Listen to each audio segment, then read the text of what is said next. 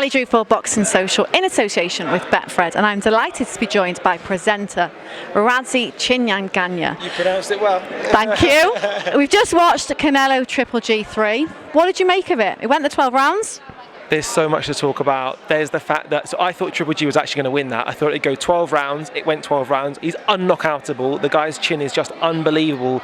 But that bad blood, I kind of was expecting more in the ring. We got to kind of round 9 and thought, is this a repeat of AJ Usyk? Could he push on?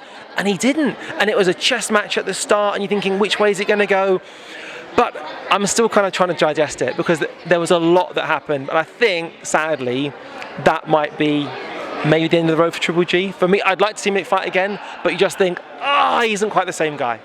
Yeah, it was a very, very slow, sluggish start from him. It took him quite a few rounds to get going. That can't have been tactics because it went well over halfway. I'd have loved to have heard what his corner was saying. We know how well he's been working with Jonathan Banks. I'm curious to know, was he saying this is a strategy, this is stamina? Because at 40 years old, you think your stamina comes off. Last thing to go is your power. At the same time, he's comfortable at 168. He looked full of energy when he arrived, and I thought, could he be hitting harder? Is this the perfect weight for him? At 160, he was having to kind of boil himself down a little bit. But then the other weight issue of Alvarez having to come down from I think for me, we've seen the best Triple G could have brought to the table. I think Alvarez, I feel like he had another gear. He was powerful at times, then that round 9 questioned all of it. But I felt as though he could have gone for bigger shots at times and just stepped back every single time. Yeah, because I don't think it was the best Canelo that we've seen in there. He also looked a bit reserved for some of it. He could have maybe put the pressure on a bit more, and he didn't. Especially coming down in weight. Roy Jones Jr. once said that it went up against John Ruiz, and that was better than coming back down again. So I was really curious to see physiologically how would he respond, especially going into the championship rounds. And the answer was he kind of wasn't really tested. So I think there's still a question mark out there about what weight he'll operate the best at given that change.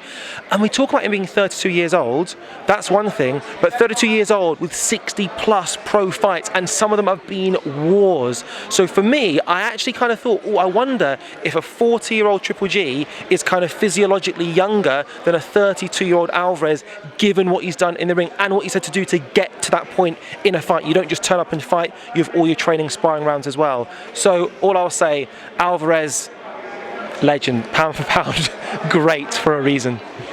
Now, you said you think that that's going to be the end for Triple G. Retirement possibly beckons. What do you think is next for Canelo? Does he go back up and challenge Bivol for that rematch? What do you think he does from now? So on Twitter already, Eubank Jr. has called out Triple G, despite the fact he's still got Ben in his sights, which means he's looking well beyond that, despite the fact he says he only needs to be 60% for that. So that's interesting. I would actually love to see that fight. How do you see it going?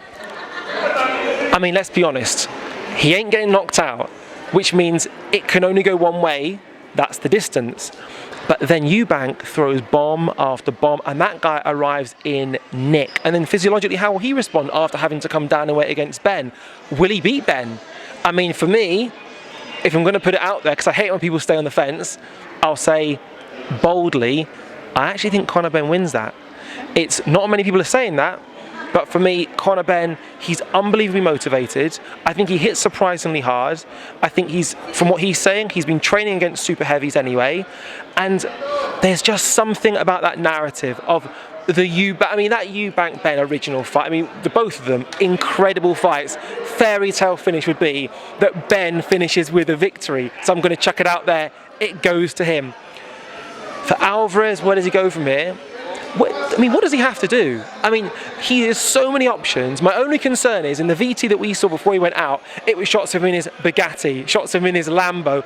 How does he roll out of bed? Marvin Hagler once said it's hard to go for a run when you're getting rid of silk sheets. He's managing to do it, but I'm going to say, whoever he fights, I think he's going to win, unless he goes light heavy, because that's just one too many steps for him.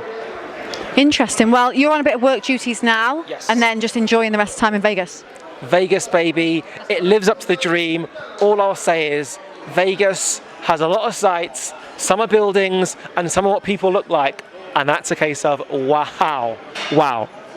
Well, thanks for your time, Radzi. It was lovely chatting to you. You too. Thank you.